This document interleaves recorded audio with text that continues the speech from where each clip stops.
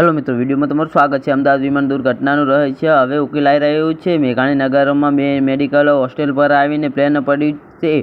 ઘટનું કારણ છે તેના ખુલાસા થઈ રહ્યા છે। અકસ્માત થવા પાછળના કારણો ખુલી રહ્યા છે। આજથી 1 મહિના પહેલા બપોરે 1:30 વાગ્યા પછી તરત 12 જૂનના રોજ અમદાવાદમાં એર ઇન્ડિયાનું વિમાન ક્રેશ થયું હતું। હવે એરાફાસ્ટ accident investigation bureau of India AIBએ અકસ્માત અંગેનો પોતાનો પ્રાથમિક રિપોર્ટ જાહેર કર્યો છે। રિપોર્ટમાં ઘણા ચોંકાવનારા ખુલાસા થયા છે।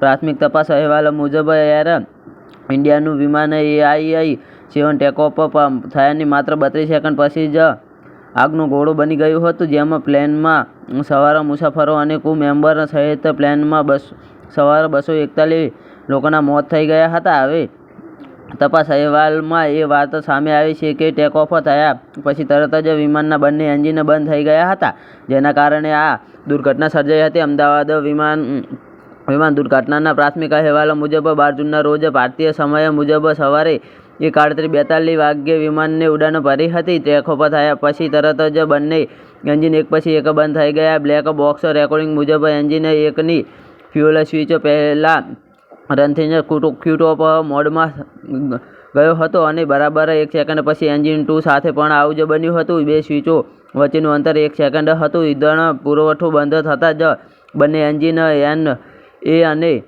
N2 રિવોલ્વર ટેકઓફ લેવલની ઘટવા લાગ્યા હતા। તે જ સમયે કોકપીટમાંથી અવાજ આવ્યો હતો। તો જી હા મિત્રો, હાલ મોટા અને દુઃખદ સમાચાર સામે આવી રહ્યા છે। પાયલટ્સ વચ્ચે શું વાતચીત થઈ? રિપોર્ટ મુજબ કોકપીટ વોઇસ રેકોર્ડિંગમાં પાયલટ્સ અને વચ્ચેની વાતચીતનું રેકોર્ડિંગ છે। કોકપીટ વોઇસ રેકોર્ડિંગમાં એક પાયલટ બીજાને પૂછતો સાંભળવામાં આવ્યો, તમે કેમ કાપ મૂક્યો? આના પર બીજા પાયલટે જવાબ આપ્યો, મેં નથી કર્યું। આ પછી વિનાશે તેનું ભયંકર સ્વરૂપ બતાવ્યું। એરપોર્ટની કોડની દિવાલ પાર કરતા પહેલા જ આ દુર્ઘટના ઘટી હતી। તો જી હા મિત્રો, એ અફેર ડેટા અનુસાર બંને એન્જિન N2 મૂલ્યો ન્યૂટન નિષ્ક્રિય ગતિથી નીચે આવી ગયા અને લગભગ 8:47 UTC પર RAT રીમ એર ડબન્ડનો હાઇડ્રોલિક પંપ શરૂ થયો અને હાઇડ્રોલિક પાવર સપ્લાય કરવાનું શરૂ કર્યું। વિમાન 32 સેકન્ડ સુધી હવામાં રહ્યું। ત્યારબાદ તે રનવેથી 7 નોટિકલ માઇલ દૂર એક હોસ્ટેલ સાથે અથડાયું અને તૂટી ગયું હતું। તો જી હા મિત્રો, આ વિમાન ક્રૂ મેમ્બર સહિત 242 મુસાફરો હતા। 241ના મોત થયા, ફક્ત એક જ વ્યક્તિ બચ્યો હતો। આ અકસ્માતમાં નીચે હોસ્ટેલમાં હાજર અન્ય લોકોનું પણ મોત થયું હતું।